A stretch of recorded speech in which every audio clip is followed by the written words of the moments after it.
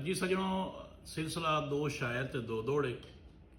अज दे दोनों बड़े कमाल के शायर ने और बहुत खूबसूरत दौड़े इंतखाब है। उम्मीद है तुहानू पसंद हुसन तो इसनू फॉलो तो लाइक कर लो। अज दे शायर जनाब गुलाम हैदर ताज और उस्ताद लतीफ़ शहदाई, दोवें उस्ताद शायर ने। दौड़े सुनो तो चस लो।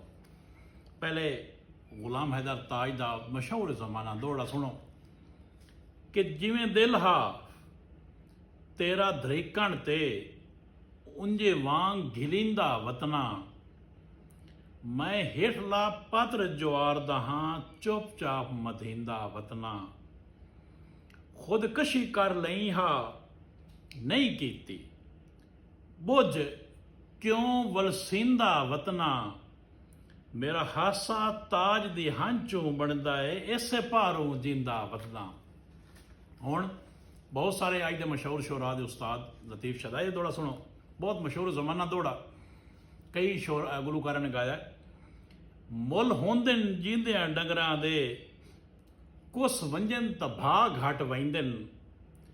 जेडे कीमती सूठ लतीफ होवन, सुस वंजन तभा घट वहिंदन। फुल सोहणे लगदन बूटियां ते, खुस वंजन तभा घट वहिंदन। इंजे वांगू बेली बेलियां तों रुस वंजन तभा घट वहिंदन। सलाम।